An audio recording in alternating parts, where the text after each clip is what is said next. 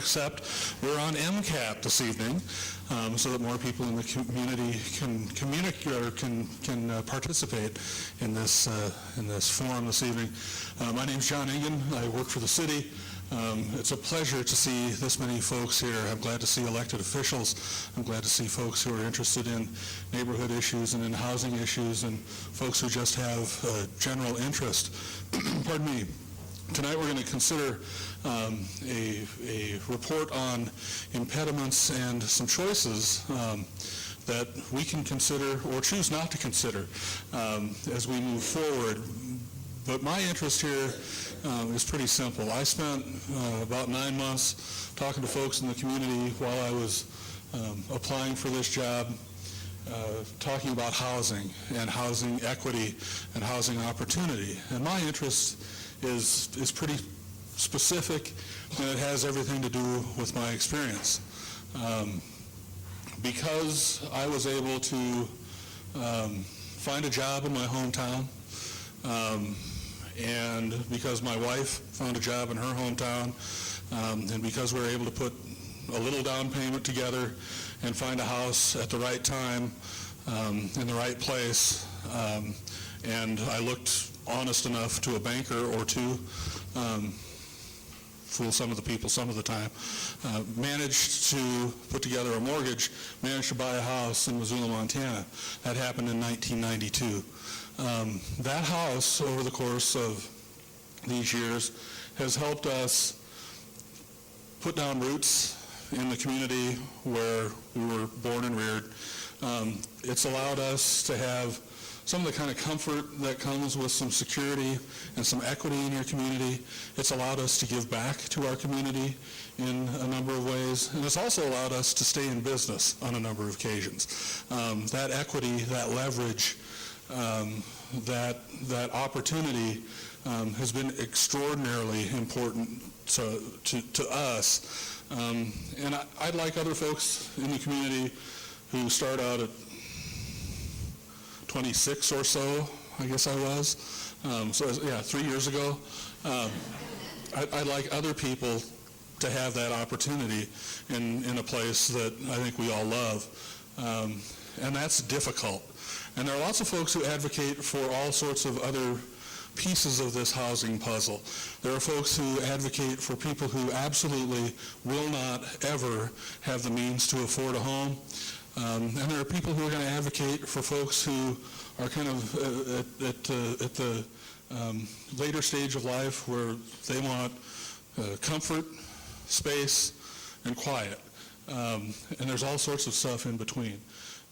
The conversation I'm interested in us sort of rekindling here is how can we accommodate the many needs and interests that are probably represented by lots of folks in this room and by the folks that I, as mayor of Missoula, serve, as you, as elected officials, advocates, or citizens, serve or live with or help. How do we make all those pieces come together?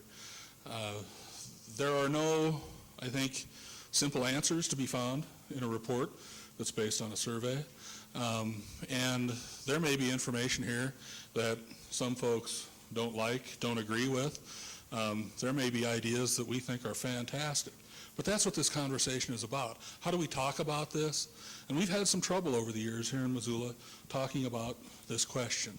And I hope that tonight we can start a conversation where we can really talk about these things, where we can be open to each other and understand that we all have interests here, and they don't necessarily have to be at odds, and that we can accommodate a number of choices and maybe make some progress. I wish I had the answers, and that's why we're here this evening.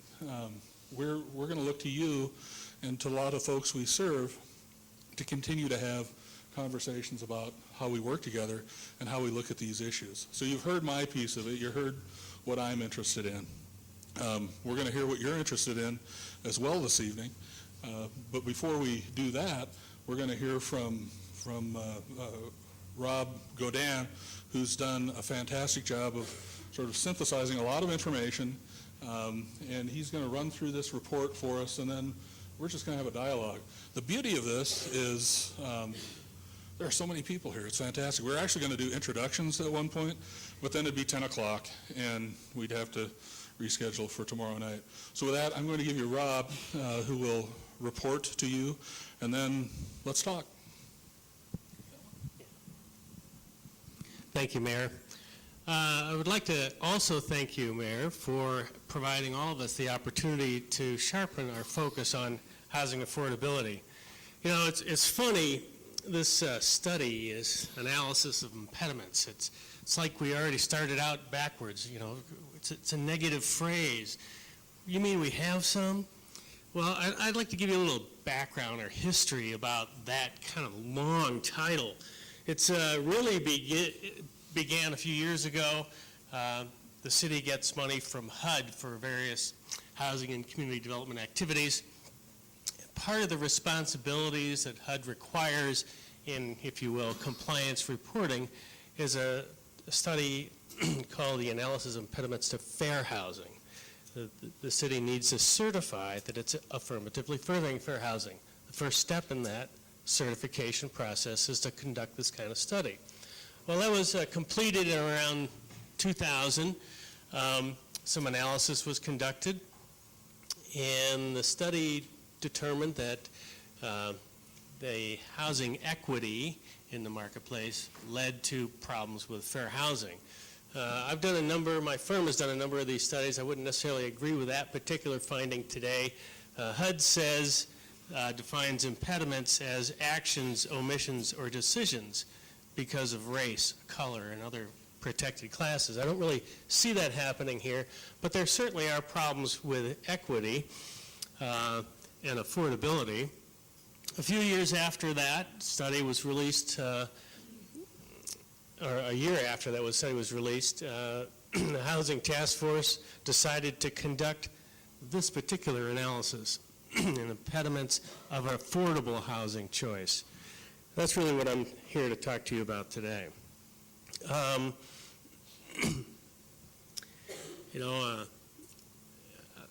was a little bit taken aback, actually, to bid on this. There's been some history.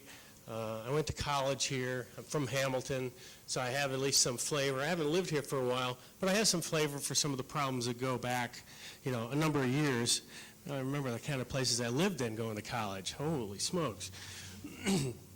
But, there really are three purposes to the study. We want to characterize our housing marketplace, conduct a housing evaluation and make some recommendations for any of these impediments that we may have found along the way.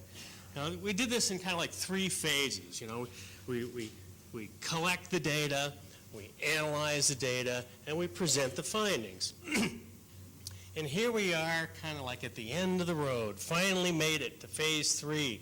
We're presenting in a formal setting the findings. It may have taken us 6 or 7 years to get here, but thank you very much for providing all of us this opportunity.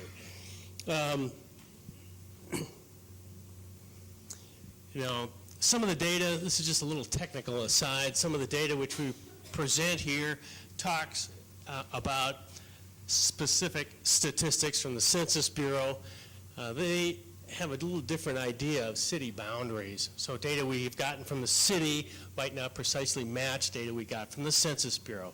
Just a little detail I want you to keep in mind when we get on to talk perhaps about the forecast. You get some understanding of why things aren't exactly matching up. But in any case, in terms of demographics, we've seen both the county and the city grow rather quickly over the last several years. The county's up maybe 4.5%, now exceeding 100,000 people, but the city's been chugging along at over 10%. The implication here is that the rest of the county has fewer people. Again, there's a little detail about city boundaries and so on.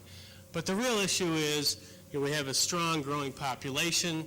Persons per household is declining. So the demand for household formation, county housing units, that's increasing faster than the rate of population. Even when we look at our student population here, here's 46 years of data for fall enrollments. You know, university's population increased rather significantly up until maybe 71 or 72, peaking at right around 8,800 folks. And then for practically the next 20 years, maybe 18 or 19 years, stayed about the same. But in the last several years, since 89 or 90, growth has returned rather strongly. Now, this is a good thing. I mean, with more students here, education is a great product to sell in the community. Sell statewide, sell to people who live in Edina, Minnesota. Whatever. It's a great thing. Bring people here. We bring revenue here. There's a demand for goods and services, but there's also a demand for housing to house these students, and it's particularly impacting on our rental markets. But the economy here has been really pretty good. I mean, look at the county unemployment rates. Now, labor force, from the Bureau of Labor Statistics, that's what this data represents, is a count of either people working or looking for work, right? Unemployment are those who are looking for work. But Missoula County in the red line, really lower than everybody else. It's been doing great for a long time. In fact, the labor force participation rates, the number or the percentage of people between the ages of perhaps 16 and 65, really high. 70% here compared to, say, 63% nationally. In fact, there's another measure of employment. It's just like full and part-time jobs. That's from the Bureau of Economic Analysis. Now, in 1969, we had roughly 25,000 jobs. We've tripled that now to almost 75,000 jobs. I mean, things, from this perspective are looking really solid. In fact, if we look at HUD's opinion of median family income, we see that our difference, or the spread between Missoula's median family income and the nation is narrowing. It was $8,000, roughly dollars in 2000, and just 5 or 6 years later, it's down considerably, more like $5,000. But, does this mean everybody's really benefiting? Income is comprised of other things besides just earnings. People have dividend, interest, rents, kind of, if you will, property income. There's also welfare transfers. So there's many pieces to total personal income. Also, other people begin to think, well, the shape of the income distribution is flattening. Even though the median might be going up here, aren't there more people at one extreme and the other extreme? But let's look at earnings, the kind of folks, what they might earn to buy an affordable home. This is average earnings per job from, again, the Bureau of Economic Analysis. Around 1980, we were a little bit less than the U.S. average, $2,500. Not too bad. But over the next ensuing 20-some years, we're like 11,100 different. Significantly lower than the national average. Kind of makes me wonder, well, what about the distribution of incomes throughout the city? And this is just, again, using the Census Bureau's concept of city boundaries. Excuse me. The concentration of households in each of these block groups that have $15,000 or less in income. Those areas you see in red, they're like 60% of the households in those areas have an income less than $15,000. The green ones are more like 40 to 60% of the households in those areas. So there are some significant concentrations of, if you will, lower income households. The incomes around the city are not uniform. So population is growing rather strongly. Unemployment rates are low. Labor force utilization rates are high. All these things are good things, but we're really kind of falling behind a little bit on our wage rates. No surprises, I'm sure.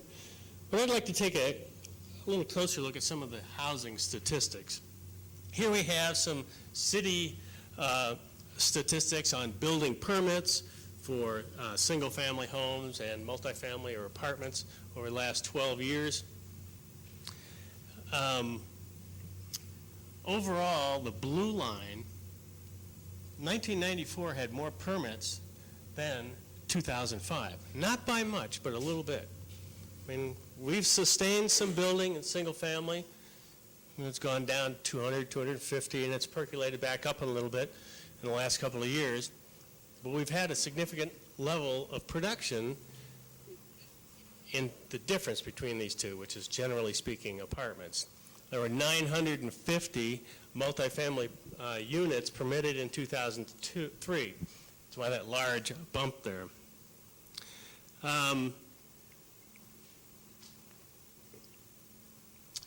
You know, all these statistics make me think, well, gee, how's the distribution of the homes that are permitted, how is that spread throughout the city? Similar to incomes, we begin to realize that where we're putting our newest production, we have the lowest share of home ownership, corresponding with the lower income areas, and the north and south of the city corresponding with higher home ownership rates. So the distribution of income correlates somewhat with the distribution of home ownership. You know, in terms of the cost of housing, I've gone back to get some Census Bureau data. They also have building permit information. It didn't really match what the city had, but they do include the value of the construction, the Census Bureau does. And we took those values and divided by the Census Bureau's permit information to get a series of what the value of construction was. Back in 1980, the average home was constructed for $80,000. Now, I want to remind you, this does not include the lot. You know, it's just the nails and the boards and the sheetrock and the labor, pardon me, that goes into building the home. The Montana Board of Housing has said recently that some lots are run as much as $70,000. But that's all the lot information is excluded from this. So for 20 years or so, the increase in the value of construction continued to rise up to almost $130,000 in the year 2000. It dropped off sharply for a few years. I'm thinking that some housing units were coming on the market. They were a little bit smaller, using different types of materials, but there's been a sharp recovery above 105,000. I don't know the square footage. That's why I'm believing that the period of time, every other jurisdiction I've ever done this for, I've never seen this event where it went down. That's why I think the period here, the smaller homes were placed on smaller lots, and there's not that much production. In this period, they're like 200 to 250, maybe as low 300 units. It started to turn an increase when there were 400 units and 360 here in 2004, 5, and 6. So it turned a corner, beginning to increase again, much more like what I've seen elsewhere.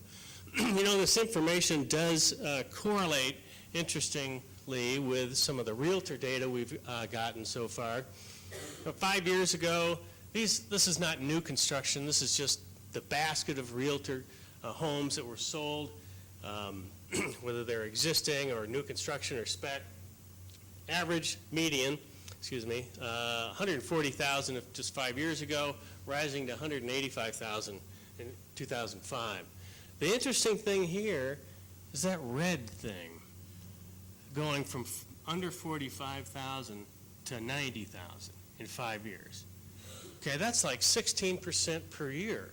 Okay, we add the 90,000 to this little number that's right here next to that 105, and holy smokes, we get the 185,000, 190,000. So it really is, even though we've had a downward pressure on the price of the house, the cost, the value of the construction, maybe they're smaller or using different materials, it's been land that's been driving the cost rather significantly.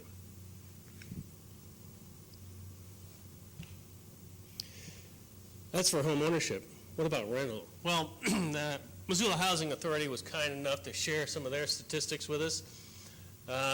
We see, there isn't really room enough to put all the data on here, but at least I put a year before the big spike, the 2003, big burst of construction in apartments, and a couple of years afterwards. What we see in the 2003 and 2004 data, when there was a huge increase in production, the rental rates went down. Vacancy rates went up. But now, rental rates are returning to be a little bit higher. This fair market rents, those are kind of what HUD thinks would be appropriate rents to have. They're now lower than what our market rates are. This presents some hardship for people, considering the fact that apartment rents are rising quickly again. Again, this is related to the vacancy rates. We saw in 2002 very tight market, 1% vacancy rate for market rate housing, nothing in tax credit subsidized, the average certainly less than 1%. The vacancy rate shot up a lot in 2003 and 4, and they are back now declining to an average of 2.5%. 2.5%, by the way, is really pretty low, and it forces pressure, upward pressure on rental rates. So really, we're talking insufficient housing at an affordable rate, particularly for tax credit and subsidized units. But I want to show you how we kind of compare to other geographic areas. Cost burden here is defined as a renter or a homeowner who might spend 30 to 50% of their income on their rental or their homeowner on their house. If you're a severe cost burden, you're spending more than 50% of your income on your home. Now, if you're a renter, that's basically just the cost of rent plus your utilities. If you're a homeowner, it's your principal, interest, taxes, insurance, all your energy utilities, your water, sewer, as well as refuse collection. The renters here are significantly more cost burden than we see elsewhere in Montana and elsewhere in the U.S. Even homeowners are more cost burdened here than in either the remainder of the state or the U.S. Homeowners without a mortgage, it's more equitable, if you will. But I want you to remember, if you're a renter with a severe cost burden, and if you're spending more than 50% of your income on housing, if you miss one of your rental payments, what are your choices? You might have to depart. If you're a severely burdened homeowner with a mortgage, you might be looking at foreclosure. On the other hand, so it's the homeowner or the householder that's at risk. In the case for homeowners without a mortgage, if you're severely burdened, you can't afford to keep upkeep or maintenance on your home. So it's the housing unit that's at risk. Are those numbers the percentage of people with homeless categories? Yes. So what we've got rising prices, falling vacancy rates. While there's been continued building, it's really not sufficient to address the formation of demand. Lot prices are rising rather quickly, and we continue to see shortages, especially in affordable housing. You know, phase one was collect a lot of data.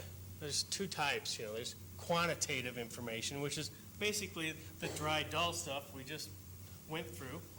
There's also the qualitative information where you talk to people, you get their feelings, perceptions, and whether they're angry or frustrated or what have you. So we did also conduct a survey where we talked to folks throughout the city, the 2006 Housing Needs Survey. These were interviews with stakeholders throughout the community. We worked with city staff, and there was a little review committee on the housing study. We determined a list of folks to contact and talk to. In these cases, I offered everyone, or my surveyor folks, offered everyone anonymity. I encouraged them just to tell us what they really thought. We're not going to say who said what, or, tell us what you think. What kind of problems, are there any? Opinions were really enlightening for me. When we talked about barriers, there were lots. When we talked about constraints, there were lots. When we talked about where we should go, there were many different ideas. So while it was a kind of a cacophony, if you will, I think that it was an enriching experience. And I'd like to at least touch upon a few of the highlights from that qualitative assessment. When we talked about, we asked, actually part of it was just asking some simple questions like qualifying folks. Is housing affordable? Is it plentiful? And ask them to whether they agree or disagree with some series of statements. You know, housing affordable basically strongly disagree, but there's some people who actually agree, yeah, it's fine. Housing is plentiful. This one I found a little bit more interesting because I'm seeing people thinking, well, at certain markets, there's plenty available. That's why we have, if you will, this second row, housing is plentiful. We kind of have a bimodal curve. It goes up to 14, down to 9, back up to 24, down to 10. So people are thinking about, well, yeah, at a certain market, we have plenty of housing. In other markets, we have insufficient supply. It's kind of the same message we're seeing. Certain parts of our housing market are not being supplied with housing. A couple other questions we asked about housing conditions and whether it was accessible. The for sale market, by and large, they don't think that the housing units are being built well for the disabled, but overall the physical shape of them is pretty good. Now there's some differences when we ask this about the rental market. Still, housing is affordable? No, don't think so. Housing is plentiful? Strongly disagree. Well, no, it's a little bit weak there. But I'm concerned that people are thinking about, is rental housing plentiful at a price? Yes, it is. Disabled, is it accessible? Not really. But a little bit better than for sale housing. Is it in good shape? Well, more people said, no, it's not that great.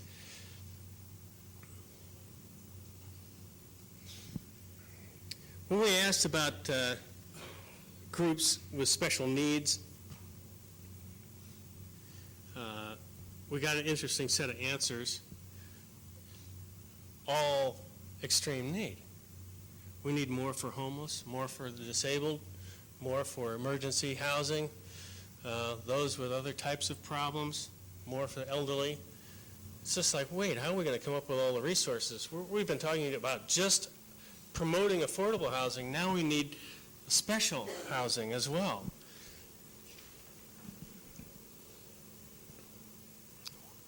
Often when you have a housing for a special in-need population, you need a service component to it.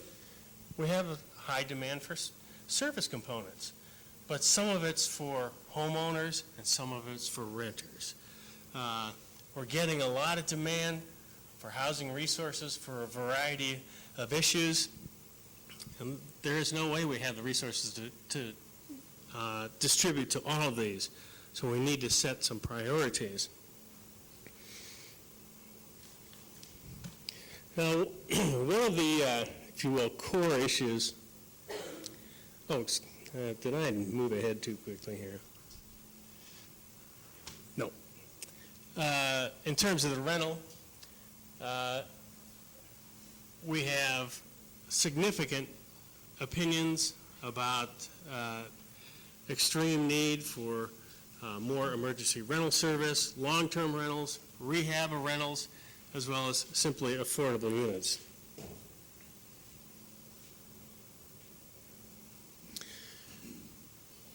Housing production activities, I think we've set a theme here. You know, extreme need over and over again. Construction for new single family, low interest for home ownership, down payment assistance, home buyer ed. I realize that there are already some home buyer education classes. Apparently people feel that they need to be enhanced a little bit.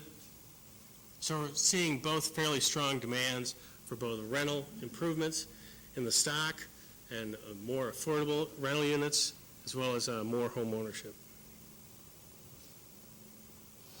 We began straying from these more basic questions and asking them, well, what about, why do we have these problems? So we asked if there were affordability and availability problems associated with the building codes. And just people were free to say yes or no and we tried to explore what kind of building codes. And generally the yes is related to, energy efficiency, superior building construction requirements.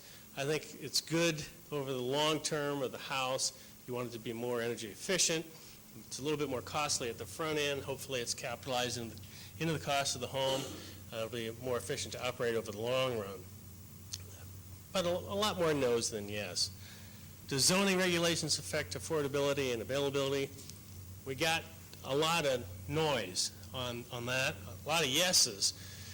But the people weren't able to cite specific things. There are many things people talked about, depending upon their perspective. Builders had one view, program managers had a different view,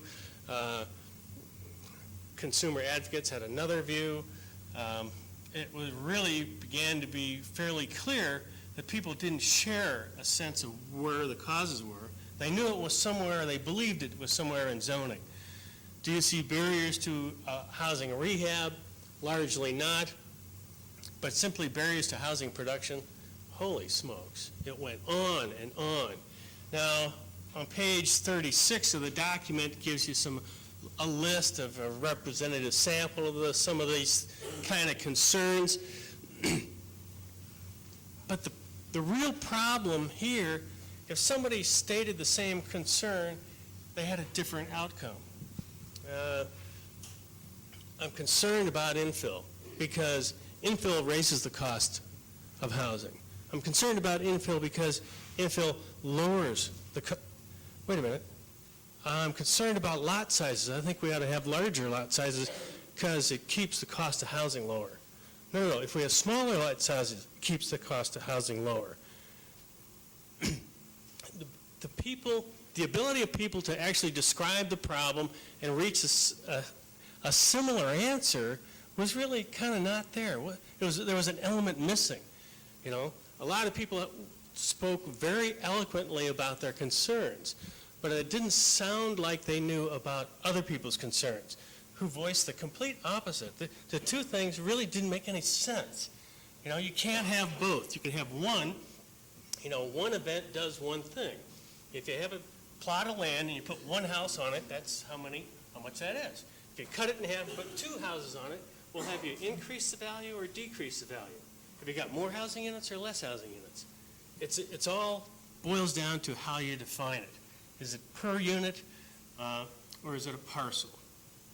I think this whole kind of dialogue that people gave us, and some of it was really noisy.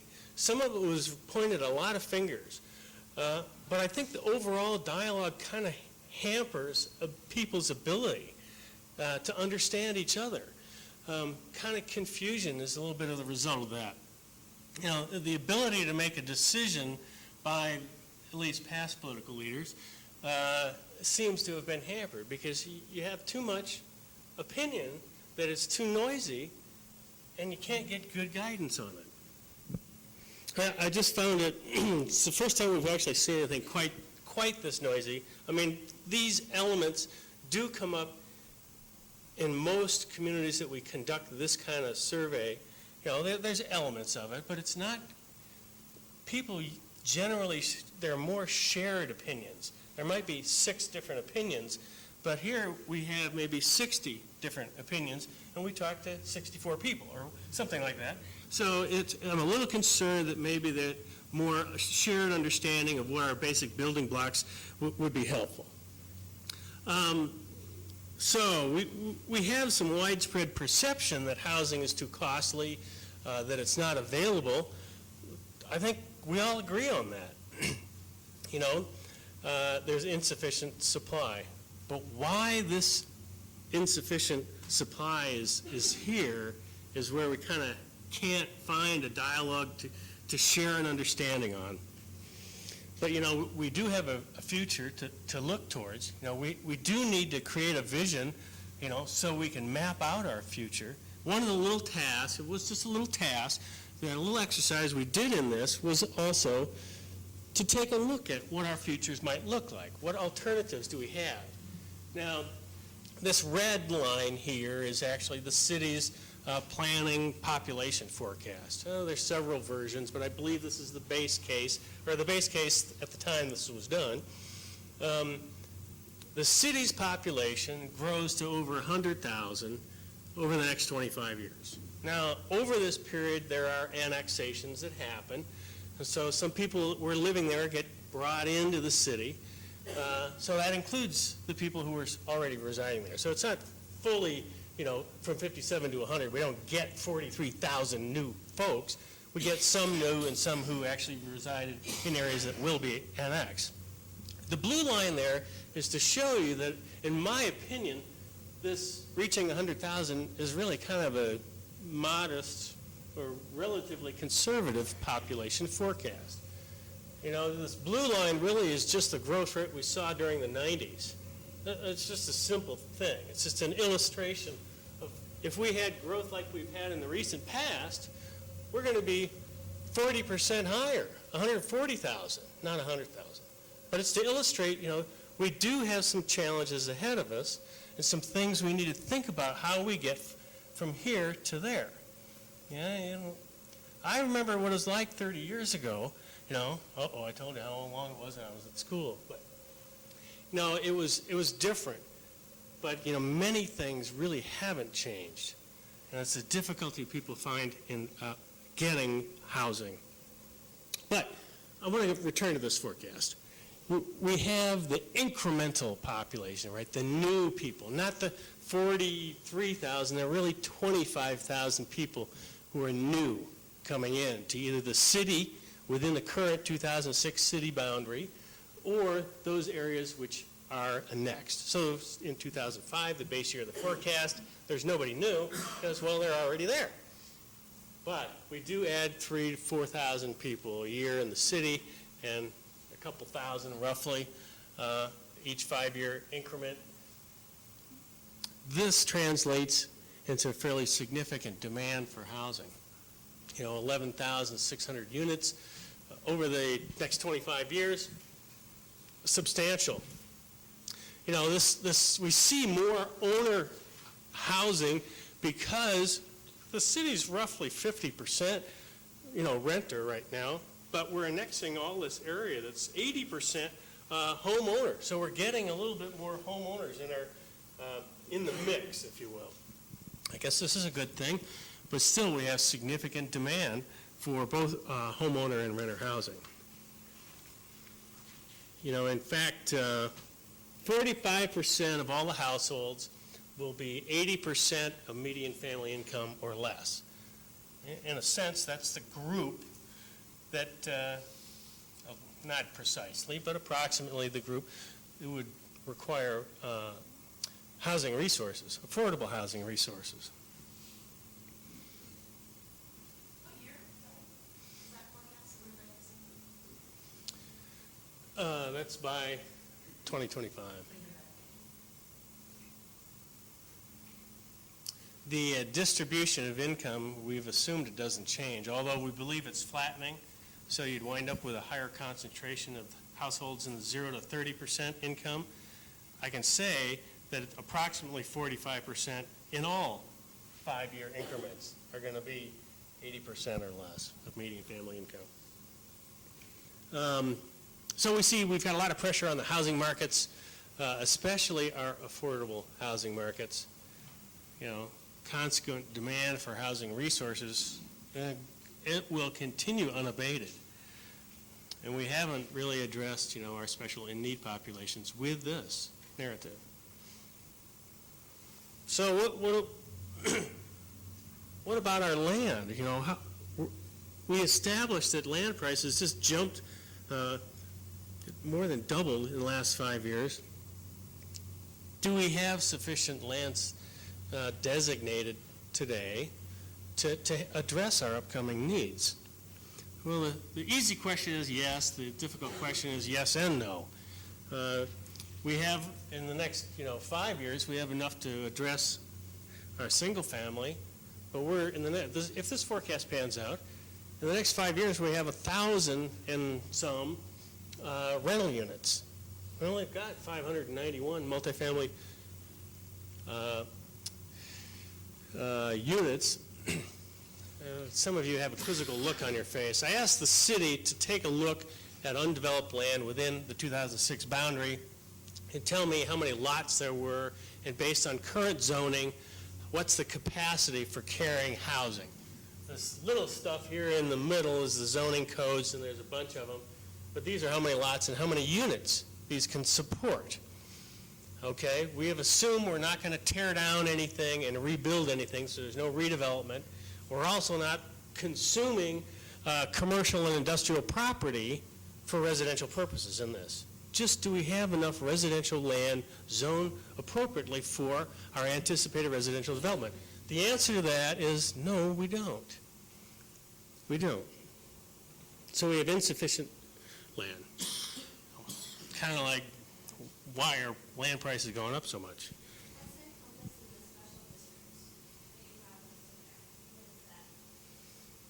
I don't precisely preremember what that special district is. Maybe somebody here. Casey did this for me. I can't remember, I'm sorry. If you leave me your name, I can get that response to your question. I think isn't it a special development? Yeah. Planned unit, thank you. Yeah, there we go. Okay. This analysis of impediments kind of a negative phrase. We really had three purposes, right? The character of the housing marketplace, conduct a housing evaluation and identify impediments and make recommendations. It's pretty simple, We've got the character of our marketplace, really, we've got a scarcity of affordable units. I'm telling you really surprising news, I bet, right? High and rising housing costs. God, I just never realized that. Constraints on development. Well, the opinions that we got indicate that there are, but there isn't agreement on what those are. The housing evaluation, shortage of land results in high land costs, limited supply of housing stock results in high prices, low vacancy rates and rentals results in, ta-da, it's like the Economic Theory 101 results in high prices. So the impediments to affordable housing choice, yes, yes, and yes. But I'm being really a little bit glib, I think. I'd like to be a little bit more specific about that. An impediment to affordable housing choice, really we're talking at a fundamental level, ability to communicate and understand each other.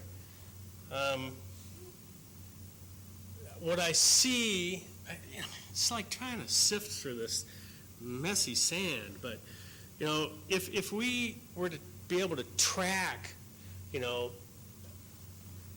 what the results are, tracking our affordable housing, we don't really have a mechanism to say we did something and saw something from that. As well, I don't think people understand what affordable housing is. Affordable to whom? What's the price? Where's the cutoff? Is it affordable? Is that 100? Is it 150? 250? 350? If you're in Teton, Wyoming, is it 550? What is it? And then the insufficient understanding of the development process. Now, I'm not just talking about a permitting process, right? The whole development vision, how do we agree and share an understanding about what are the beginning building blocks, what is an affordable house, how many people do we want, what kind of characteristics do we want to promote? Do we want, enriched communities with lots of families and school children here? Or, these are the kind of things I'm not sure we have a well-rounded understanding. At least that was my read of it. Maybe I missed something there.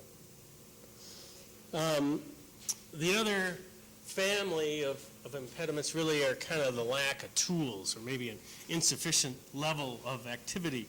Certainly land, properly zoned for residential development. We are lacking some financial mechanisms to promote affordable housing production. And this one really kind of distilled from the whole infill density, and God, I can't agree on what that's all about conversation, some kind of a way to have redevelopment or rehab in a community where people are happy to make investments in their neighborhood. So we need some kind of a standard. Maybe it's a neighborhood by neighborhood standard. But the lack of the ability to establish some kind of standard, I think, is a constraint or an impediment to affordable housing choice.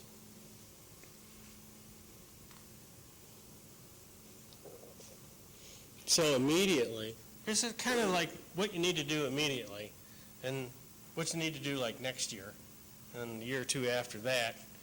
Then I have some slides if you really want to go for it. There's a big toolbox, but I'm really suggesting we focus on some fundamentals here to start out. Enhance your ability to talk with one another. Maybe that's an outreach and education role. Maybe you need some kind of a forum, or maybe you need more forums like this, Mayor. Excellent, excellent. Maybe some groups who can meet and hash out issues, groups that don't share anything in common except the desire to have, a vibrant community. Also, I'd like to suggest that you begin to track per unit costs, by whether it's a homeowner, size of the unit, whether it's a 2-bedroom or 3-bedroom unit. Give you a sense for, how many units and at what price are they coming into the marketplace? And then define what affordable cost is. Actually put some numbers on it.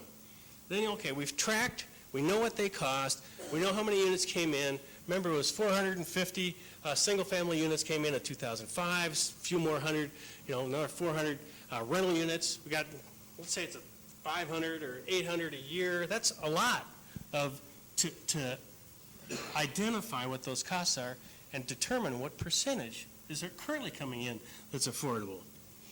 Now, when I say affordable, I mean actually defining it. Here, this is kind of a little bit of a play on Illinois. They have, actually, state government passed something called the Affordable Housing Planning and Appeal Act of 2004.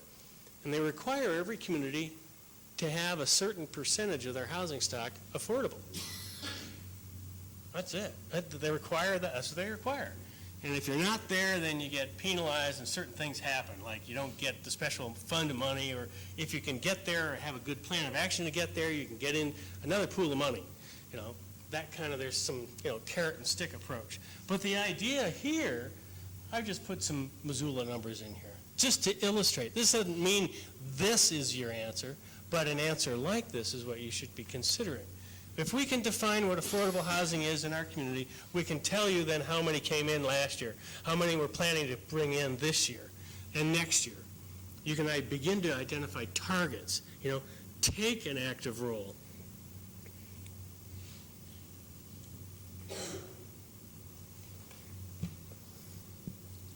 Now then, the take an active role means, okay, now we have our definitions and our understandings kind of laid out. Now we can actually get it going. We can create some new or expand some existing financial mechanisms for home ownership. The survey talked about low interest financing, rehab programs. I talked about a couple of best practices that were found nationally, such as employee-employer programs, rehab, home ownership, lease to purchase, land banking. There's a variety of things that you can do. Certainly, I think you should develop these compatible, or use the phrases you wish, but reach agreement on what kind of redevelopment or remodeling or rehab that would be appropriate for some of the existing neighborhoods throughout the city. Of course, we need to think about land. We need to get sufficient amounts of it zoned properly for the types of housing we see coming. Okay? If we can identify targets, okay, we want this many affordable targets, it might also help us in identifying and zoning this land appropriately. The last, my recommended actions. Mike keeps saying, get rid of that word waive the fees. I'm not really saying waive them like erase them. Somebody else pays for them, but those associated with the affordable housing project are not paid. They're paid by a fund or that you set up. That's what I mean by waive. Require a percent of affordable housing in a development. We want 10% of the units here. Well, again, what's affordable? You've already defined what that is. Now you can make that kind of a statement. You can also track it through the whole permitting, the construction process, till the time it gets to the market, and bang, you can track it. You can keep on your targets. And an aggressive thing, you can establish a tax. It's a terrible word, unless you can figure out manna from heaven, and I'll be the first in line for that. But we've got to come up with a way to fund these initiatives if this is what your vision entails, which is taking actions. Promoting these things through instruments that the community can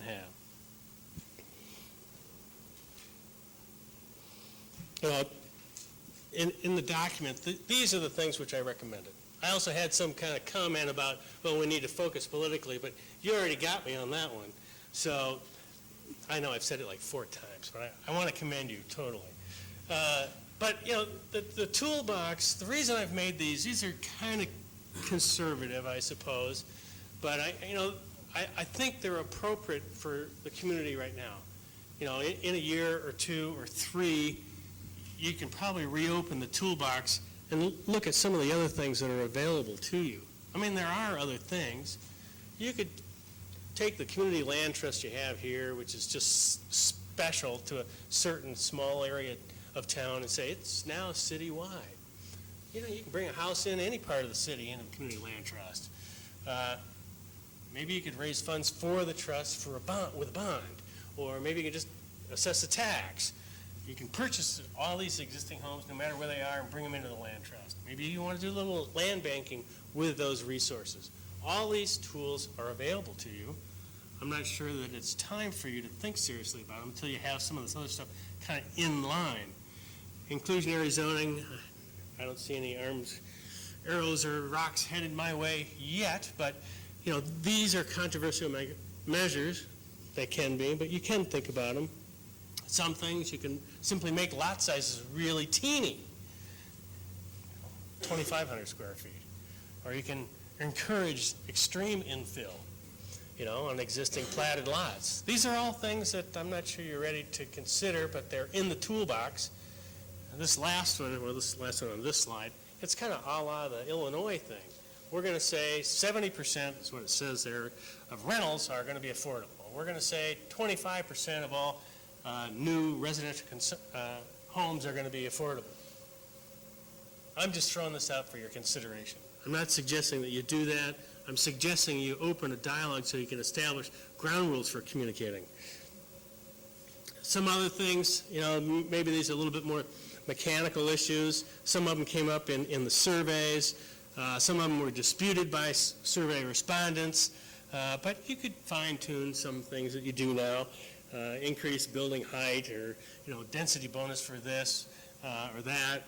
A couple last things: parking reductions, setback waivers, or priority permitting for affordable. Again, what is affordable? That's really kind of the key. I think we need to make a determination on what's affordable for our community and get some idea to go to there. Well, listen, thank you very much for coming tonight, and I'd be happy to answer any questions you have about this study or other work we've done nationally.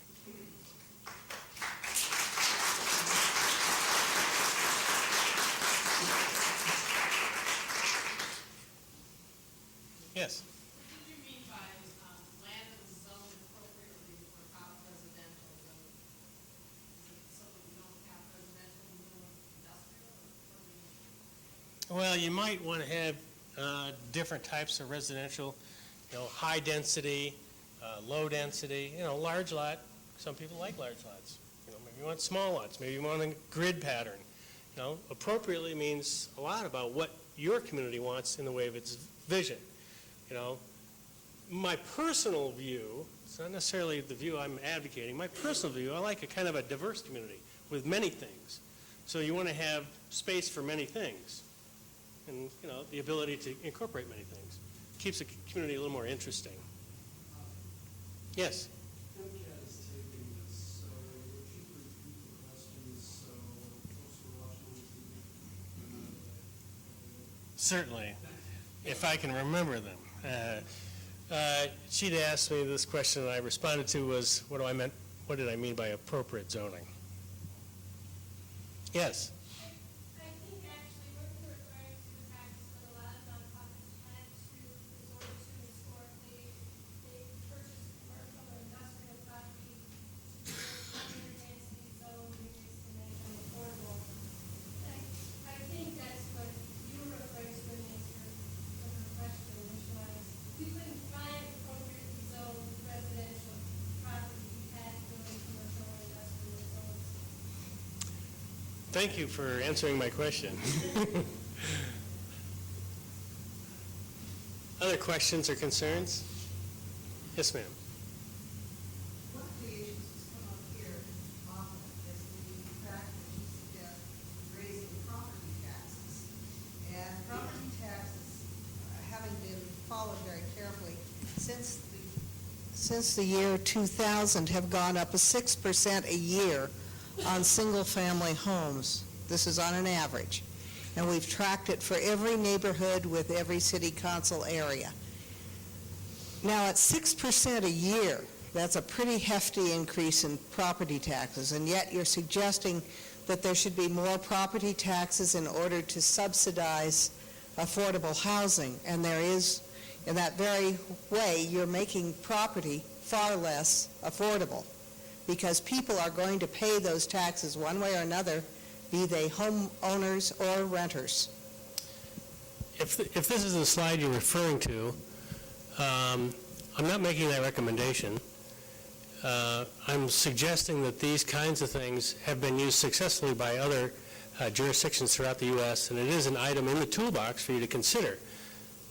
Now, I understand how you feel. I pay property taxes too. It's always painful, but as a community, if it's a choice you make, then, if you find consensus or enough agreement on it, then it's certainly a piece in the toolbox that you can make use of.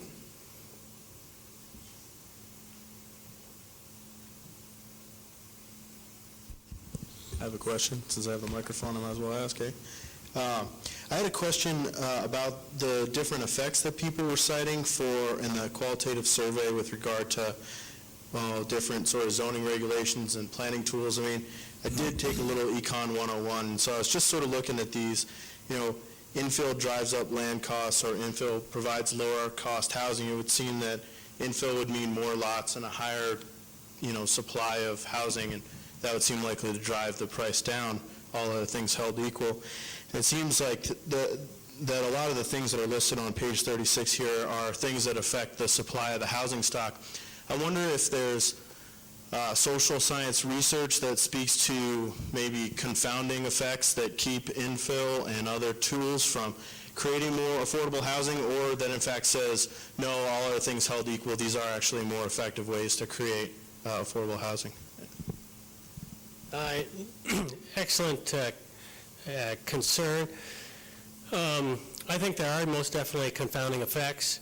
A lot of times it's about the understanding of what you're dealing with. In this particular case, it was kind of difficult to have people think about per parcel cost or per unit cost. I alluded to that earlier. If you take a parcel and put one house on it, you have one house at a certain cost. Maybe that's a higher cost, maybe it's a lower cost if it's an older home. If you take that parcel and divide it up and put many houses on it, then the cost situation is different on a per unit basis. But the parcel still has a significantly higher cost in that scenario. So I think getting a kind of agreement on how you talk about these is really important. So that's what I was referring to about kind of getting an understanding. In your survey, you surveyed 65 people. Why such a small representation? And where did they come from? This was not a statistical sample. It was a judgmental sample drawn by the city. I think we had approximately 100 in the sample, and a certain number of people refused or said they didn't understand or were out sick or having a baby or whatever. So some of the telephone numbers were bad. But the idea is to get a read on how stakeholders view, not the general public, because the stakeholders seem to have the loudest dialogue often in this and represent entities that are competing for certain types of resources, such as bankers, developers, program managers, and it was through that we wanted to get the pulse of that group. Of course, at other times a survey of the general public can be done. You get a different type of understanding, lower level of understanding, because John Q. Public, a lot of times they have to go to work. Maybe they're students, or maybe they already have their house. They're not concerned about this problem. Their car broke, or their mom's sick, and the various other issues, and it's difficult to contact them at home at night after they get home from work. It was just the decision early on to select a different group to talk to. That's why it turned out to be a smaller sample.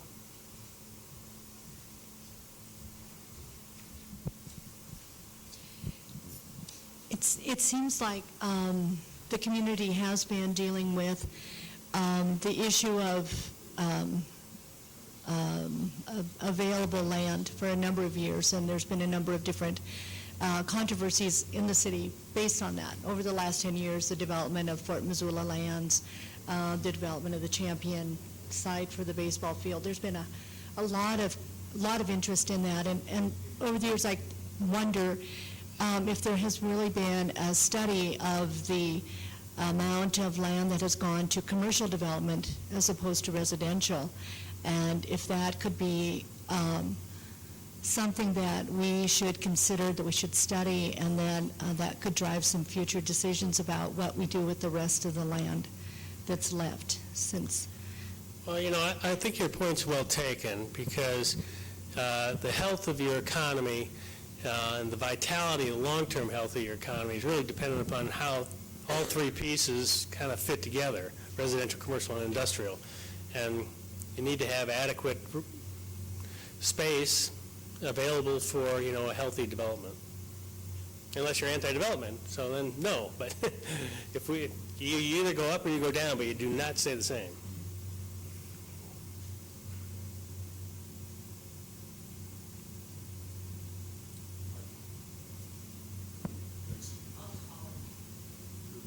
You studied this around the West. I won't holler anymore.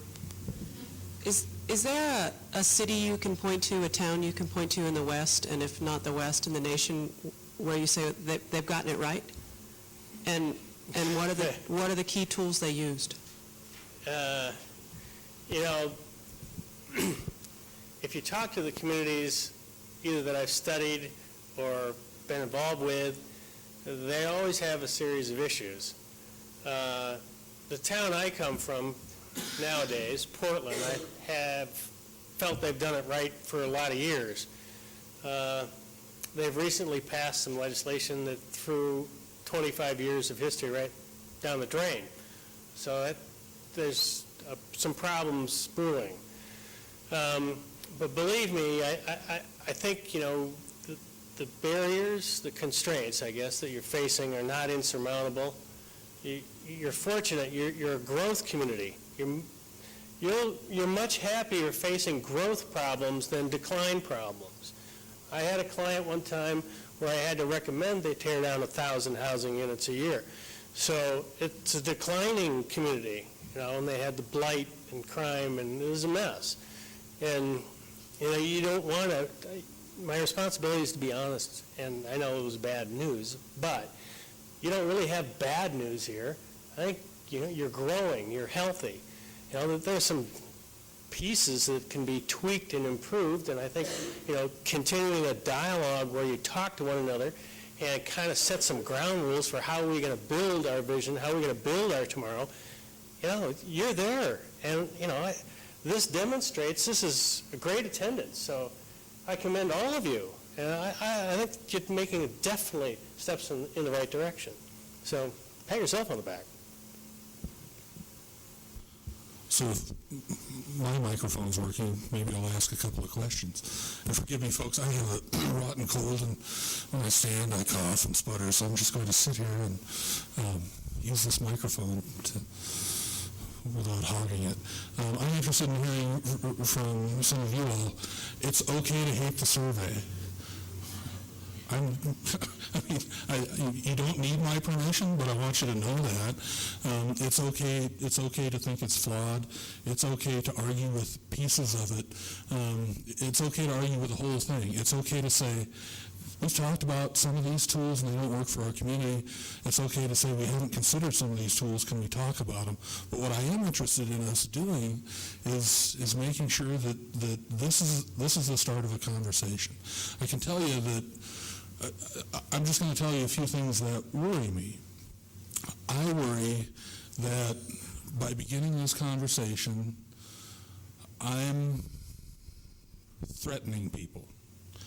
I worry that there are folks in this room who think, oh, here comes another one who's going to put houses in every backyard, make sure that you can split lots, going to take away my quality of life. I can tell you I'm not interested in doing that, but I am interested in us working together to find what a speaker once described at a conference I attended about a completely different subject as the yes-if solution. We've been in the business in Missoula for a long time of figuring out ways to say no to some of the things we need to get done. And I want to work with all of you and have a conversation about the yes-if. Yes, we can do this if. We can provide some affordable housing if it doesn't mean that we take a historic neighborhood with a certain set of values and a certain character and inalterably change that. Yes, if you want to build residential housing downtown and you want it to be dense, do that if the infrastructure is available, if you can create some affordable units, if you can accommodate people with a variety of needs. Yes, we'll build more housing, and we'll build a variety of housing. We'll build housing that shares walls, and we'll build housing on half-acre lots in some cases, maybe acres, maybe more than that. That's still going on. It happens a lot more where Gene works than where we work anymore. Commissioner Curtis, by the way, I'd like to thank for attending this evening. The county commissioners have been very helpful in sponsoring the survey, as have the good folks at the Missoula Housing Authority. But this is just, what I'd like this to be is a place to start.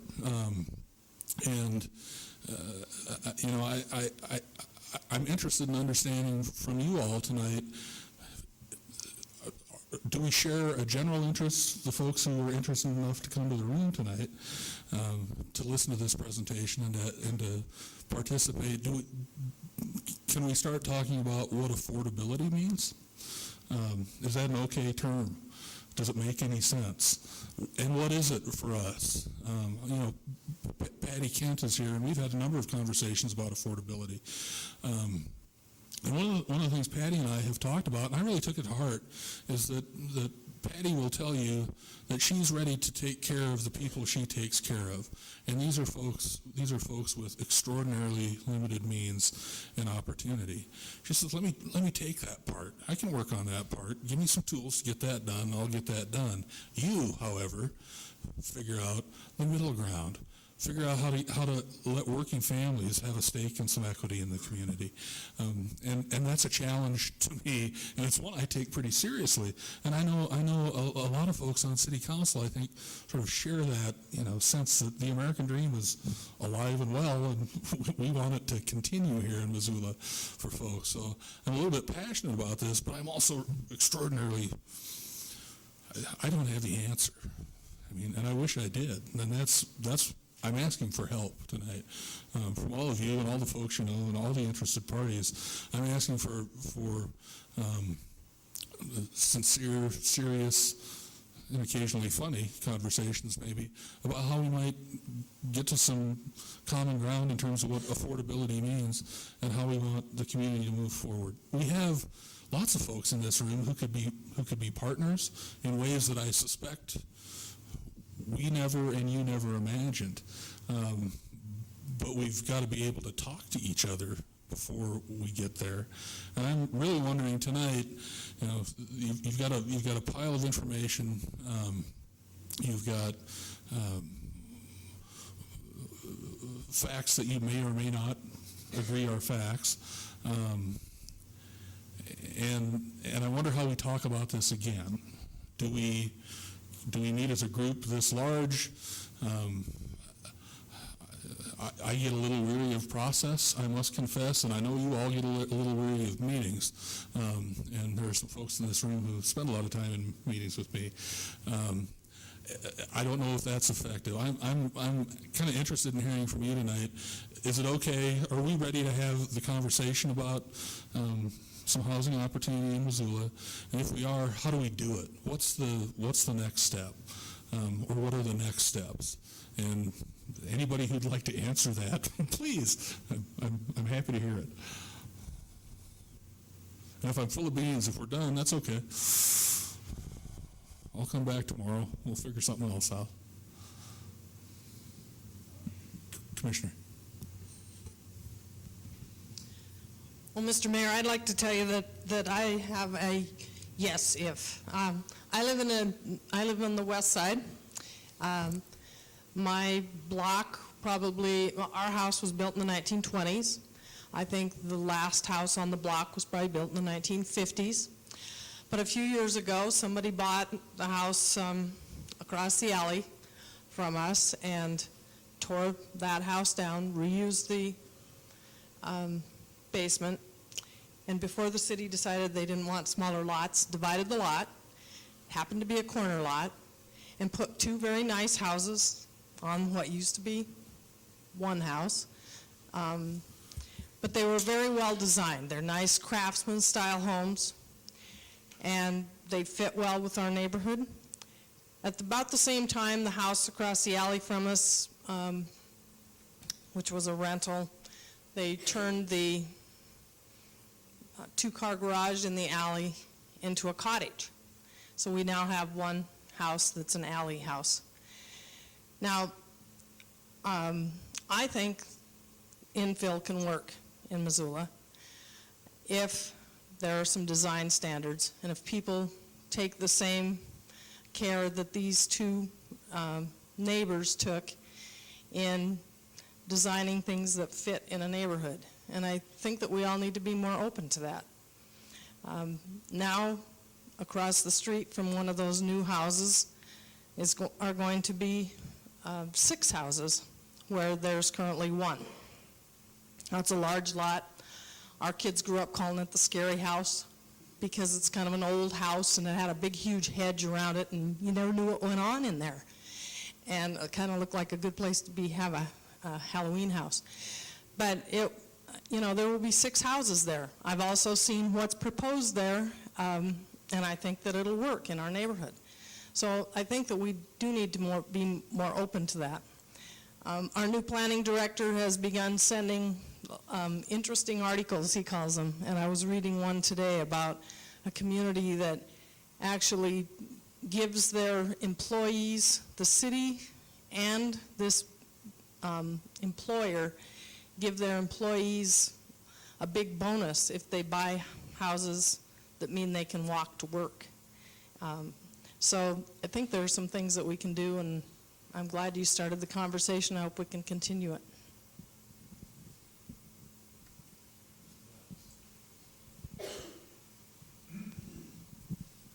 Well, I guess I've lived in my house for 30 years too, and I have kind of the opposite opinion that Gene has and the effect of it, because I've studied some of the things of what happens to infill on a standard block in some of our, in the Lewis and Clark area or the university area.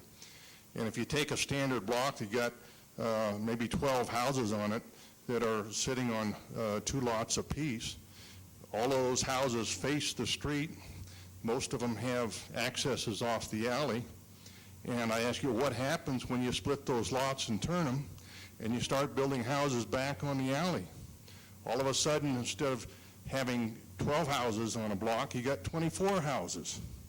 You got half of those houses that are facing on a 20-foot alley. You don't have any sidewalks, and we say sidewalks are important in the town. You don't have any way for the postman necessarily to get back. So all you do is, the higher density does not always work either. So I'm interested in the discussion, but the one idea that infill density works is not true for a lot of areas in Missoula.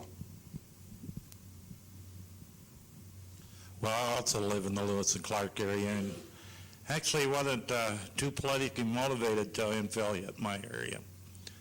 And, you know, the whole thing was supposed to be affordability, and that's what we're talking here. And you look at all the PNCs, I think they're, like, don't quote me on this, I think there's 274, I think. I got them all at home. How many of those were actually single-family ownership, that family is living there? I will dare to say that half of them are not. Half of them are rentals today, and they're making somebody money.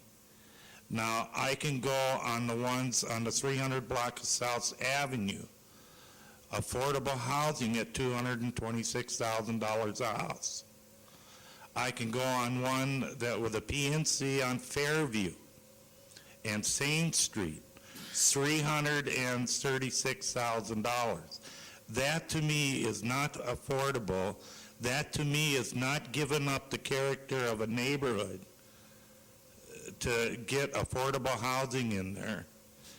And they end up rentals, and I have nothing against rentals because I rented for many years in this town before I could afford to buy it. But I also look at a neighborhood, I look at the schools, I look at the things that make up a neighborhood. And if you notice in our areas where these things have been used, our schools have shut down and the neighborhood disintegrates. Now, Hollywood Trailer Park, I think, I'm John Wilkins, by the way. I think you've seen, I'm looking at that because I think it needs to be cleaned up. Not dismantled, just cleaned up. But you go down there at the end of Russell and you go down into that area and you see little houses that were built side by side all the way through there. Go down and ask our police chief about the crime report and what has happened in that area. The crime has risen. He's getting more calls in that area. That's a problem. I don't want to see us making these things and then have future slums in Missoula. That really bothers me. I'd rather see it more diversified, where you have big lots, little lots, you have mixed income type things. And when you look at the Lewis and Clark area, we already have small houses that would be just idea. And to me, this is how I made it in Missoula. I bought a house that was small on Livingston Street. I lived in that house for quite a while. I got equity in that house, and I bought another house on Fairview Street, 2 blocks away, but it was bigger. And I see that stock moving out of Missoula because the value, when we let PNCs and we start building houses on smaller lots, it increased the value of the land by about $40,000 a lot in my neighborhood. And I worry about that. I want an answer too. I got 2 kids. They're approaching the age where they want to buy a house. I'm worried they can't buy a house because they'll never afford it. So I am worried about it. But we can't do this stuff and destroy old established neighborhoods or drive people out. And I've seen plenty of that happening when we did a type of an infill house in a neighborhood that surrounding neighbors moved out and contributed to what we were trying to stop, urban sprawl. So I don't have the answers, but I'd sure listen if somebody did. Thanks, John.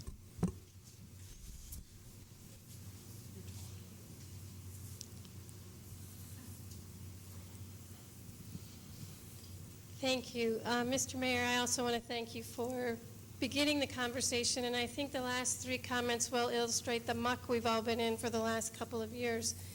And we're arguing over a tool that was tried, that was not perfect in every way, but until this community decides, as a community, it wants to take care of the people that serve us, whether they're teachers or police officers or grocery clerks, that those people deserve to live in this community, those that work here, we are never going to get anywhere. And so I think fundamentally, before you jump ahead to what tools and whether they work or whether we like them or whether they destroy the nature of our neighborhood, Missoula needs to say, do we care about the people that work here and do we want them to be part of our neighborhood as a homeowner or as a renter? And that's the number one fundamental premise that's been missing, is a community that says we care about those that work here and we need to remain as a community. It's already pretty clear that the gap is getting wider between the haves and the have-nots, and that has been going on for a number of years. The other interesting thing in this study was the number of units that are going to need to be produced for people from 0 to 30% of income. Those are the folks who are elderly, who are disabled, not necessarily by choice or poor lifestyle, who are working as well as they can given what they have. That is a huge amount of units based on what has been produced in the past few years. That is going to take several new tools in the box and not just one or two agencies. That's going to take a commitment on the part of the public and the private sector. But until we can all agree that this community needs to take care of its own, we aren't going to get anywhere. Thank you. Thanks, Patty. We got Mr. Nicholson and Ms. Hill. Who's next? Ellie. I guess I'd like to ask Rob for an opinion from your base of work you've done. I think we've watched in Missoula the intense competition for small lots, where the lots here were selling for 20 and then 30 and then 40 and then $50,000 for little tiny lots. My opinion is that that's all boats rise in the tide, and that competition has driven up the price of all land in Missoula. That's just my personal opinion. Then you look at your slide that says, how come prices are going up so much? The cost of the building wasn't so much, but the land was just outrageous. It really went up a lot. And so my question is, what do we do about the land cost? But what I want to comment on is I really like, finally, we talk affordable housing to death. But your definition here of 80% of median income at $115,000 is what they can afford to spend for a house for two, or $144,000 for four. It's finally we come to a definition that makes some sense to me. Given the median price here around here of $180,000, the gap to me means subsidizing. So comment on subsidizing and what works, and comment on where and how do we deal with this land cost.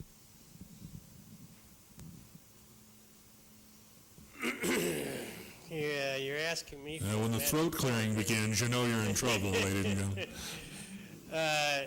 You know, your point is absolutely correct. You know, by trying to identify what is affordable, at least you understand, you know, to what extent you need to address your problems. Where you're going to come up with the money, that's the, you know, everybody has the same question. There are a variety of tools in the toolbox. Generally, they're revenue enhancers. You might get bonding authority. You might, you know, talk to the Board of Housing. Maybe they'll do a special deal. You know, I can't give you, you know, the key to this box for your community. I can help you define the problem, at least I hope I have here, and the first steps you need to take. You know, the three discussions here, what I heard was the three commissioners, right? The three individuals who talked about infill and all this and the controversy there. It just sounded like, well, didn't I just say we need kind of neighborhood standards? If your standards are your standards, then you wouldn't have that. Your standards are a different set of standards, and it goes by neighborhood. All I'm asking you to do is talk to one another and respect the fact, you know, you have different opinions, and try to identify what's appropriate for your own neighborhood, and get the neighbors in your neighborhood to agree to that. Maybe you two guys live in the same neighborhood, I don't know. But, you know, but if these are the fundamental issues, is getting some agreement on those things. It's going to be a lot of small things to agree on, but the small things add up. Did I avoid your question well enough? Thanks. My name's Ellie Hill, and I'm the Executive Director at the Paparello Center. And I guess I just wanted to bring to the table something that I don't think has been discussed, that, we offer truly affordable housing to a large segment of our population. And I can tell you more than anecdotally that it is significant and exponentially growing. And I guess I just wanted to have you touch base on perhaps how the study addresses not just emergency housing shortages in this town, but also the transitional housing. For example, that we work with MHA on through the Joseph Residence and the Valor House, giving people the skills they need to get into Section 8 housing and that sort of thing. So I just feel like I just wanted to represent perhaps a segment of the community here that hasn't really been talked about. So I'm glad you're speaking, because you're absolutely right. That part of the housing question was really, I mentioned it, and we don't have any of the special ed needs addressed here. You're absolutely right. That's just another set of resources we need to decide upon, and their needs as well. Thank you. Hi, my name is Bob Oakes. I work for the North Missoula Community Development Corporation, and we have a community land trust in operation. And I just really wanted to thank you for leaving that slide up there, the PowerPoint slide that says expand the community land trust in the city. I think that's really great. Well, when we started the land trust in 2000, we were really kind of outliers in terms of the state, and we got lots of criticism from a lot of different areas about the limited equity portion of it and how it really wasn't helping people out of poverty and so on. That has so much changed in Montana over that last 5 years. We now are giving presentations at statewide housing conferences, and people are literally knocking on our door or giving me calls every week, all from all around the state, from as far away as Red Lodge, and you name it, any place that's experiencing the same kind of escalating land prices that we are here. What do we do about it? Everybody's looking at it. In terms of where we have used it, and that's on the north side and the west side, those two neighborhoods, because they're zoned multifamily and have a lot of de-industrial, they're 12% of the population in those two neighborhoods that have received 43% of the city's multifamily development, housing development between 2000 and 2004. We have built now 30 units. After our next project is done, we'll have 46 units. And when that's done, we'll be the biggest developer of single-family homes in that neighborhood. And that really just tells you not that we're a big developer, but what actually is happening in terms of what is being built there. Everything that we have built will be permanently affordable. None of it will ever be landlord-controlled. And all of the properties that we have developed are PNCs. Combining the two models of land trust and PNCs is a real proven winner in this community. And I really encourage everybody to think about how to expand it.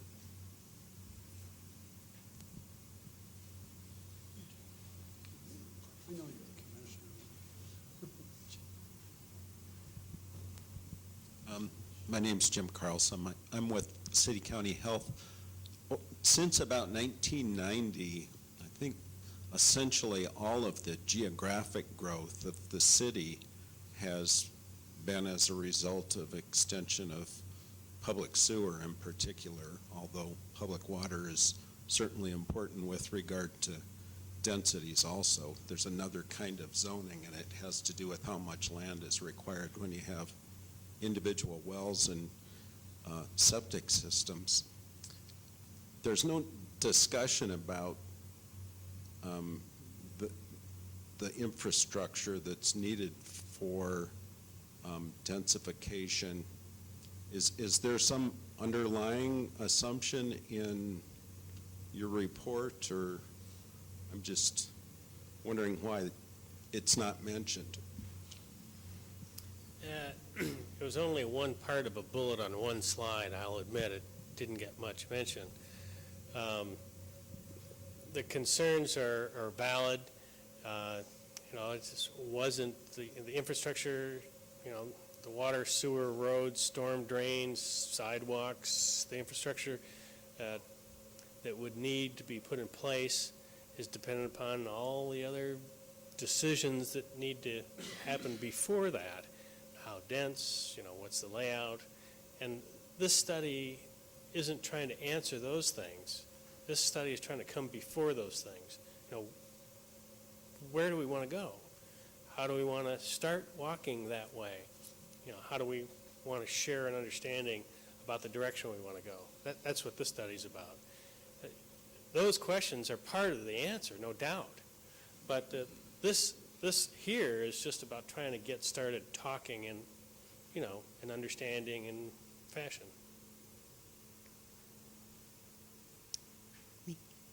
Hi, I'm Susan Kramer, CEO of United Way. Mr. Mayor, is there still an ad hoc fair housing task force, the group that commissioned this study? That's a good question. I don't know the answer to that. No? Because just in the interests of next steps, it seems to me, and having been to and facilitated, more meetings than I really care to think about, I almost hate to suggest another process for another facilitated meeting. But it seems to me that we have this study. I don't know whether it's a good study or a flawed study or not. When I look at some of the numbers in the back, I know I'm never going to get through it either. But it seems that it's at least a start. And there are some recommendations that somebody ought to be taking a look at, because somebody paid for this study, and we're all here and we're all just beginning the process of discussing it. But beginning on page 50, there are some discussions and there are some recommendations, and there are even later in one of the recommendations some suggestions about who some of the people who might come to the table would be: representatives of the city, the county, building officials, developers, elected officials, members of the public. Some of the housing advocates who are here tonight seem like players to invite to the table. And what about you convening this group or appointing this group or asking for those of us who are here tonight and who want to volunteer to be part of this group and start to look at some of these recommendations? Maybe they won't make sense, and maybe that's, I don't know, maybe I'm missing something. It just doesn't seem to me that all this wisdom and all this work that's gone into it and all these caring people, I would hate for this just to be that we'd sit around with anecdotal evidence of what's wrong in our neighborhoods or what we should change in our neighborhoods and what ought to be part of a study. Why don't we just convene a group and start looking at this as a starting point, maybe rejecting it or maybe adopting it. It's just, and finding somebody to facilitate those meetings, because I don't think that without a trained facilitator, whether it's you or somebody else, that I think we could waste a lot of time. Why, Ms. Kramer, if I didn't know you had a job, I'd think you were bidding. I appreciate that, and I'm interested in kind of figuring out the next step. I think, I am interested, kind of going back to the fundamental question. In my experience, as I wander around town, which I'm known to do occasionally, and turns out folks recognize who I am and sometimes share an opinion or two with me. I don't hear too many people who don't generally, I think, agree that we ought to look at some ways for working families to find housing in Missoula. So I think Patty's question was okay. Am I off on that? Are we okay with kind of working together to figure out some housing for working families? Is that? Yeah? Anybody not okay with that? Okay. All right, I'm going to assume that nobody likes to raise their hand always, so that's okay. So I mean, that's a good place, I think, to start. We have some general consensus there that we're kind of interested in getting that done. So the communication step, I think, is the next piece. I'm really interested in Don's. Don and I have served together for almost 4 years now, and I think tonight is the first time I've heard you kind of get to a place where you have some comfort with the definition of affordable. And I think that's, yeah.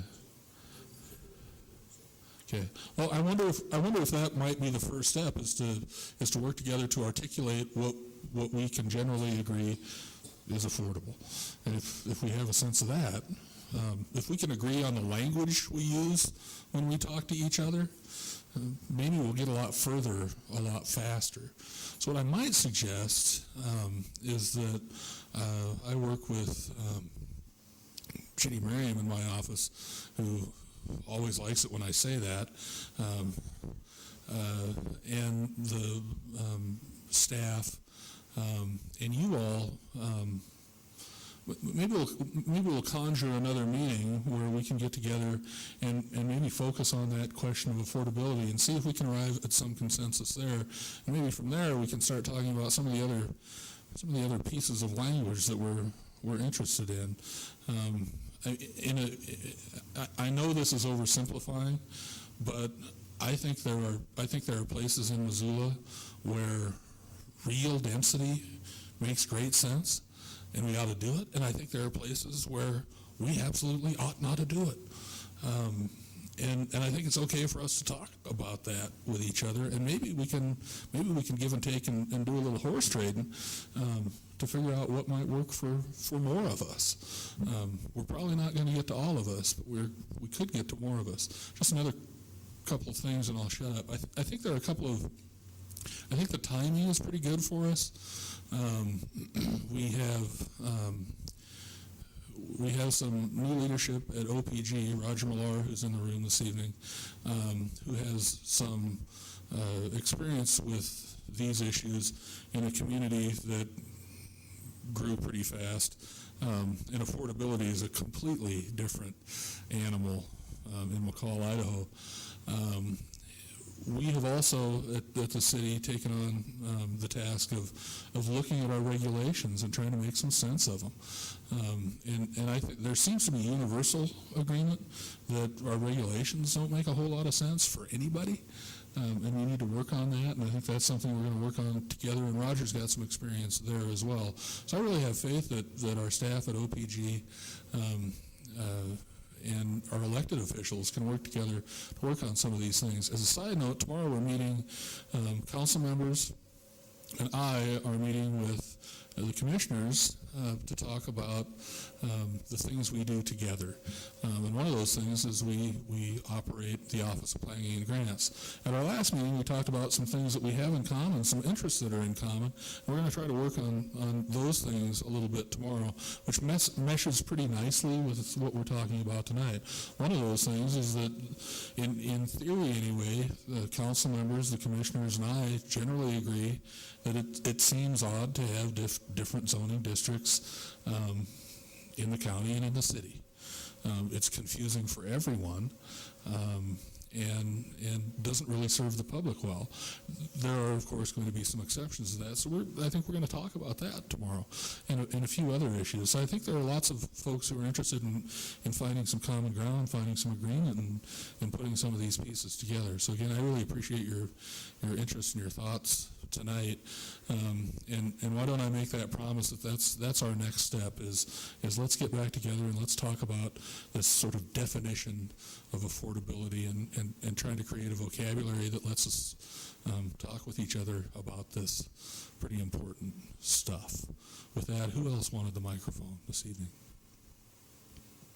I'll take it. No. Yeah. I'm Mike Barton. I'm a senior planner in the Office of Planning and Grants. And as long as I've got Councilman Nicholson's attention with the definition on affordability, which we did 8 years ago in the consolidated plan, let me flesh it out just a little bit more. The figures that Rob gives us would indicate that we're going to need over 11,000 new housing units in the community in the next 20 years.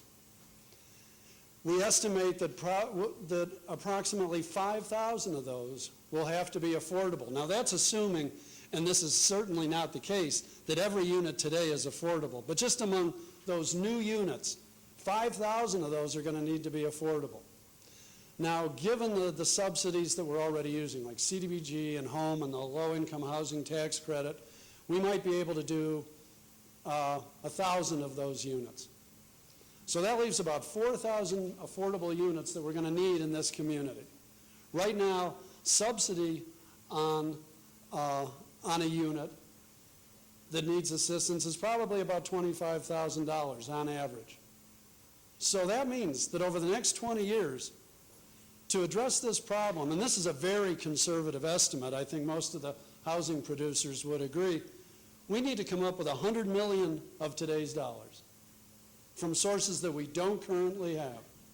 So that's the size of this problem in a very conservative estimate, but it puts dollars to it. Affordable to 80% of median and below. I mean, and again, if we agree, and that's a HUD standard. Now, the community can certainly adopt a different standard, and I think that people up to 120% of median in this community currently can't afford the median house price, so we might want to look at a little higher range, which would then take more of those today's dollars, more than 100 million, but that's the size of the problem. And as long as I had the microphone so long, you couldn't keep me from talking, you know? Mr. Barton, that's the size of the opportunity, my friend. We'd also like to make sure that everybody who came this evening signed a roster so we can stay in touch with you. And there will be some for those of you who missed it on the way in. There's a roster out here on the table in the hall. And folks, if you know folks that you think are interested in this, folks who couldn't come for any reason, let us know about that too. We'd like to make sure that we have lots of faces and voices at the table who are interested in working together on this. Sorry. Hi, I'm Marcy Allen. You talked about there was a lot of noise in this community, which is great because we have a lot of citizens that obviously care and voice their opinions, and I think that's a wonderful thing. But I think obviously we have different definitions or visions of what infill means or land banking. Has there been good examples of a community that's really done an extensive outreach in communication with the public and educating them on the different options that are out there and how those can be utilized so we can get beyond the noise? Rob, microphone, please. Thank you. There are numerous communities that have elements in place that have been very successful. The Community Land Trust, Burlington Land Trust is merged with another land trust in Vermont. It's one of the models I guess you guys used. It's now 5-county region. So this has gone from a small community to the county to several counties. So that tool, that approach, has been extremely successful. They have been around for 13 or 14 years. They have some data. They can demonstrate the benefit that people come in and they sell their home back to the trust, if you will, to someone else who brings it in. A certain amount of the value stays in the trust. So elements are very successful in different communities. There is no one community who has it all. But